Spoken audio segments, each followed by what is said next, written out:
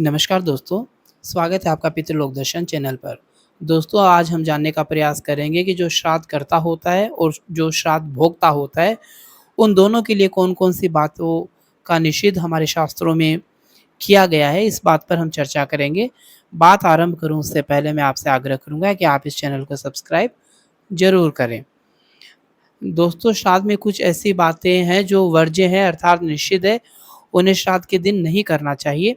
जो श्राद्ध करता होता है उसके लिए कौन-कौन सी बातें निषिद्ध है उसके बारे में मैं आपको बताना चाहूँगा। सुबह पहले जो दंतवन करते हैं या तांबुल पान आदि खाते हैं, वो हमें नहीं खाना चाहिए। आजकल जो पान पराग की पुड़िया है या अन्य जो सुपारियाँ हैं, वो सुबह जब तक हम गौग्रास ब्राह्मण को भोजन नहीं करवा देते, तब तक हमें इन सब चीज़ों को नहीं खाना चाहिए। तेल मर्दन हमें नहीं करना चाहिए अर्थात मालिश पूरे शरीर के नहीं करनी चाहिए। हमें उपवास भी नहीं करना चाहिए। स्त्री संभोग भी नहीं करना चाहिए और जहाँ तक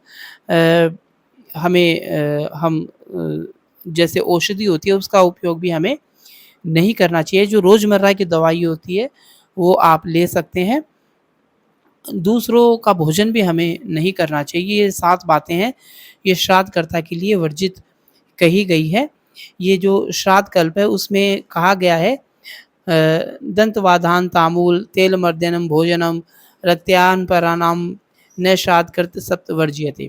जो मैंने आपको बातें ऊपर बताई है पहले, वो इस श्लोक के माध्यम से मैंने स्पष्ट की है। और जो श्राद्ध भोक्ता होता है उसके लिए 8 वस्तुओं का निषेध किया गया है।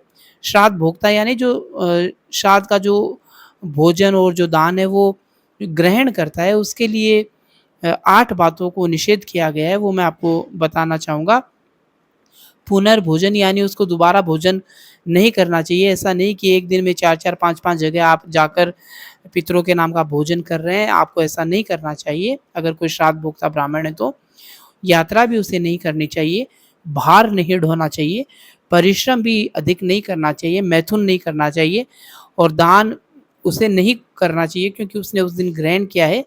प्रतिग्रह तथा होम नहीं करना चाहिए। श्राद्धान भोजन करने वाले को इन 8 बातों का विशेष ध्यान रखना चाहिए। और एक बात और है, जो लोहे का पात्र होता है वो सर्वथा वर्जित होता है श्राद्ध में। अगर हमारे कोई भोजन करने आता है तो उसे लोहे के पात्र में न तो आप जल अर्पण करें, न ही भोजन उसको डालें। श्राद्ध में जो कुश होता है वो कौन-कौन से निषिद्ध है मैं आपको बता देता हूँ। जैसे चिता पे बिछाए हुए जो कुश है वो निषिद्ध है। रास्ते में पड़े हुए पितृ तर्पण तथा ब्रह्म यज्ञ में जो उपयोग लिए गए हैं, बिछोने के गद्दी के आसन से निकले हुए पिंडों के नीचे रखे हुए जो अपवित्र कुश होते हैं वो हमें श्राद्ध के दिन काम में नहीं लेने चाहिए। हमें नए कुश ही उपलब्ध करवाने चाहिए। कौन-कौन सी गंध है वो निषिद्ध है, उनका भी मैं आपको बताना चाहूँगा। श्राद्ध में श्रीखंड, चंदन, खस, कपूर सहित सफ़ेद चंदन ये प्रेत कार्य के लिए प्रशस्त है, यही हमें उपयोग करने चाहिए। अन्य पुरानी लकड़ियों से बना चंदन और बिना गंध का जो काठ का जो चंदन है, उससे हमें उपयोग नहीं करना चाहिए। कस्तूरी, रक्त चंदन, गोरचन, सल्लक तथा पूरित आदि श्राद्ध पक्ष में निषिद्ध है, पितरों को अर्पित नहीं करना चाहिए। कौन-कौन से पुष्प हमें नहीं करने चाहिए अर्पित पितरों को? कदम्ब, केवड़ा, मोलगिरी, बेलपत्र, करवीर, लाल तथा काले रंग के सभी पुष्प, उग्र गंध वाले तथा गंध रहित सभी पुष्प पितरों को अर्पित नहीं करने चाहिए। कौन-कौन सी धूप हमें नहीं अर्पित करनी चाहिए? अग्नि पर दूषित जो गूगल अथवा बुरा गोंद अथवा केवल घी हमें नहीं डालना चाहिए अग्नि के ऊपर। जो दूषित हो रखी जो धूप है वो हमें उपयोग में नहीं लेनी चाहिए। तो दोस्तों आपको आज के अंक में बहुत सारी बातों को की जानकारी हुई है। आपको ये अंक कैसा लगा आप हमें ज़रूर बताइएगा। पितरजी महाराज आप सभी की रक्षा करें, आप सभी के सपने पूरे हो। पितरजी महाराज की जय हो। आप इस चैनल को सब्सक्राइब ज़रूर करें। अंत तक इस वीडियो के साथ बने रहें, इसके लिए आप सभी का आभार, धन्यवाद।